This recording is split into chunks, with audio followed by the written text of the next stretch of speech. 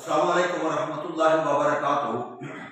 गुफ्तगू चल रही थी मोअज़्ज़ज़ सामिन व हज़रात के आमाल की कबूलियत के लिए कौन कौन सी शर्तें। पहली तौहीद, दूसरा काम सुन्नत के मुताबिक हो, और तीसरे नंबर पर रिज़्क़ हलाल। ये बहुत बड़ी बात है। नबी अलैहिस्सलातु वस्सलाम ने फरमाया, इमाम बुखारी रहमहुल्लाह और इमाम मुस्लिम रहमहुल्लाह ने आपने अपनी किताब के अंदर इस रवायत को जिक्र किया है।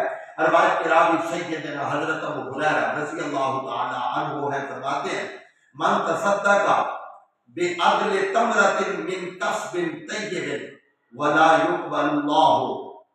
यक़बलुल्लाहु इल्ला तय्यबा, कि जिसने भी सदका किया एक खजूर का कुछ हिस्सा अपनी पाक कमाई से, और अल्लाह कबूल नहीं करता मगर पाकीज़ा ही कबूल करता है।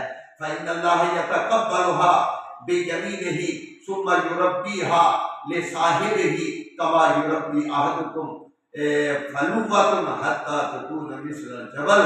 कि नबी अलैहिस्सलातु वस्सलाम ने फरमाया कि अल्लाह पाकीज़ा ही कबूल करता है। अल्लाह ताला उसे अपने दाएं हाथ में कबूल फरमाते हैं, फिर इस करने वाले के लिए उसकी परवरिश करते हैं। जिस तरह तुम में से कोई एक गोभी के बच्चे को पालता है तो फिर यहाँ तक कि वो पहाड़ की मानद हो जाता है।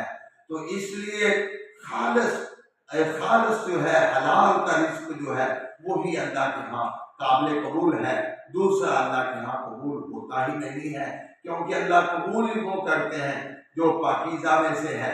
अगर पाकीज़ा नहीं तो कबूल नहीं। तो इसलिए हमें चाहिए, क्योंकि नबी अलैहिस्सलाम ने फरमाया, मन कसब मालन मिन हराम, जिस शख्स ने कोई माल नाजायज तरीके के साथ कमा लिया फिर उसे आज़ाद कर दिया और इससे सिला रहमी की, तो वो इस पर बोझ होगा, क्योंकि उसने वो जो गुलाम आज़ाद किया है वो उसके लिए बोझ बन जाएगा, क्योंकि वो कमाई ही उसकी नाजायज थी।